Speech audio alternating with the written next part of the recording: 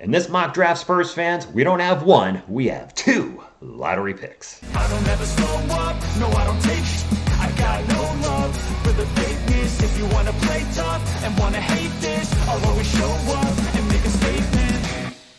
What is up, San Antonio Spurs fans? Welcome to TSR Sports.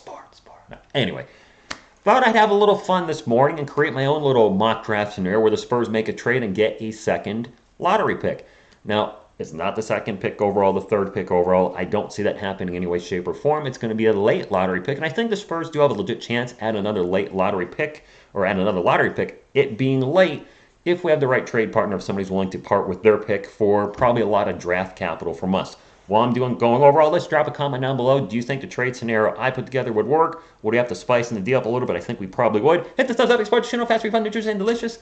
And subscribe for more Spurs content, because this channel is going to grow. And I want to see you be a part of it here before all the bandwagon or something jumping in after we win. Not one, not two, not three, not four. Okay, all right, I'm going a little LeBron there with the championships. Anyway, let's get into the meat and potatoes of the video. In my trade scenario, the San Antonio Spurs received the 11th overall pick from the Orlando Magic. Orlando has 2 picks this year, so I think they could possibly be willing to part with the second one if the price is right. What do the Spurs have to give up? I do think they're going to have to give up a little more than this. Maybe add a player, another pick or two. But I think we could maybe have a trade partner with Orlando or one of the other teams drafting at the back end of the lottery. For this scenario, we're going to go with the Orlando Magic. We're trading the first overall pick next year from the Toronto Raptors, which is top 6 protected, and then 2 unprotected picks from the Spurs in 2006, 26, and 27. Again, I think we'll have to sweeten this pie up a little more, but for the sake of this video, let's just say we're able to pull out the trade with Orlando, and let's get into this year's NBA draft with the first overall pick. The San Antonio Spurs select Victor Wembanyama first overall. The franchise is here. I'm pumped up this morning. I'm sorry. I'm feeling good. The second overall pick's a little tricky to rock around, to rock on time, to rock a mic. It is tricky because the Hornets I could see going either way with either Brandon Miller or Scoot Henderson. A lot of questions to Hornets. Is LaMelo Ball that guy? Gordon Hayward's going to be, I think, 33 this year. I think he's on the last year of his contract. What happens with him? A lot of balls to juggle there, but I think the balls are going to land in Brandon Miller's court. I think the Hornets can go with Brandon Miller, second overall small forward out of Alabama, which brings us to the third overall pick, which, again, is tricky because Portland's probably not making this pick. I feel like they're going to trade with somebody, and a lot of fans hope it's the San Antonio Spurs. I don't see the Spurs getting the first and third pick overall in this draft. That would just be just a little too lucky for us. That being said, whatever team does draft third, I do think take Scoot Henderson off with you. Up next, who would we have next? We have the Houston Rockets. The Rockets could go, I think, a few different ways, but point guard's a position that's listed as severe for them. I do agree they could use a point guard, and it's high risk, high reward out of the G League Unite, but I think they're going on Thompson fourth overall. After the Houston Rockets, we have the Detroit Pistons, the probably the most bitter franchise during the lottery, rightfully so, to go from number 1 to number 5. It sucks, but you know what? You've had a lot of high picks already, so stop crying. That being said, sorry, Pistons fans, just kidding. Just trolling a little bit. The Pistons, I've seen mock drafts having them taking Anthony Black. I've seen mock drafts having them take Cam Whitmore. For the sake of this mock draft, I'm just going to go with the player that's rated higher of the two here and have them take Cam Whitmore. Pistons take Cam Whitmore. Up next on the clock, we have the Orlando Magic, our hopeful trading partner in the near future. And with their pick, I think they're going to... This is also a tough one. I just mentioned Anthony Black. I think that's what they're going to go with. Just got a gut feeling. Could be totally wrong there. Could be totally wrong. Probably wrong. Indiana Pacers, they got a lot of talent on their team. Look at the roster, and it's like they could be a really strong team sooner than later. But that being said, we're going to focus on their draft pick right now, and the Indiana Pacers, you know, I think I'll go Jarvis Walker.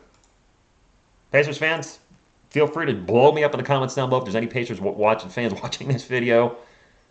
I know the Spurs up and down, left and right. These are the rest of the teams, not as much, but I think Jarvis Walker goes there.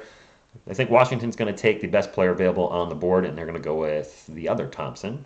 So he's off the board. So Spurs fans, you can see our pick is coming around the corner.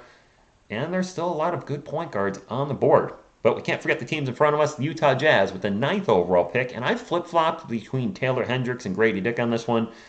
I think they're going to go with Taylor Hendricks. Off the board at number 9. And last but not least, before our Spurs 11th pick, I don't know what the Dallas Mavericks are going to do.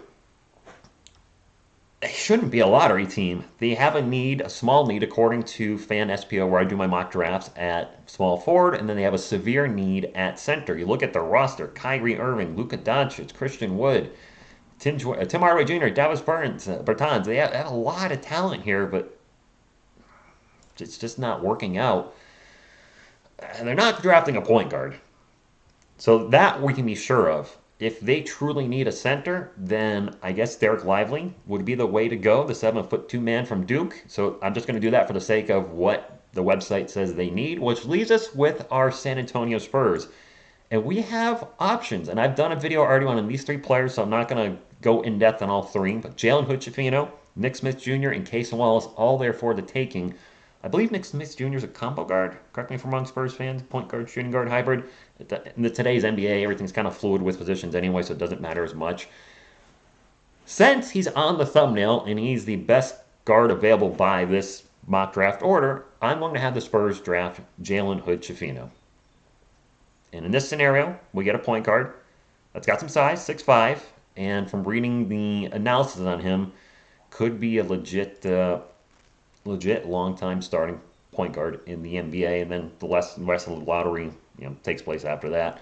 Spurs fans, what do you think in my scenario? Do you think we can get a second lottery pick? And if we did, if he's there, would you want Jalen Hood-Schifino picked? Or if it's between him, Nick Smith, and Casey Wallace, if this all plays out in my hypothetical land of hypotheticals, would you want one of them instead? Or would you just say, no, we're not drafting a point guard? And to add some flies into the ointment, if the San Antonio Spurs draft a point guard, able to get another lottery pick in the first round, you got to think they're probably starting said point guard, so who goes to the bench? I know a lot of you say Wemby at center. I don't see Wemby playing at center in his rookie season. Maybe not next year, maybe not the year after until he puts some size on. I think if he does play center at some point in his career, I think he would have a very Tim Duncan-like-esque trajectory where he plays power forward for 5, 6, 7 years. And then when he's got a lot more size on him, switches over to center later in his career. Anyway, that's all I got, Spurs fans. Hopefully this is a fun video for you. It's something a little different. I don't do my own personal hypothetical mock trades or things like this. Usually I get it from other websites, but I was like, you know what? You guys suggested maybe doing some, and I wanted to throw it out there. Do you think we can get a late lottery pick if the price is right? I indeed think we can. And the question is, who do we draft? Do they start right away? And who goes to the bench? I actually never finished that thought with who goes to the bench. Leading off the bench, I could see either probably Kelman or Devin, since Zach Collins is already named the starter at center. That shouldn't be considered demotion, though. Manu Ginobili, Hall of Fame career off the bench. There's been plenty of 6 men that have scored 20 to 25 points per game. You can be extremely productive. I have a feeling you guys, based on the comments I've seen with the Keldon Johnson trade video, that having Keldon come off the bench and be a massive spark plug for the team. He's such a ball of energy to give that unit just, fire them up. I think that could be a good move for San Antonio. Keldon's not one of our better defenders either. So having them defend other second unit players might be beneficial to him. So I could see Keldon going to the bench and maybe thriving in that role of just being the team's, turbo power that they need off the bench. I don't know. We'll see. So I hope you're having a great weekend. That's all I got. A lot more videos to come. And as always, earphone users beware. I'm telling you before I do it, go Spurs go!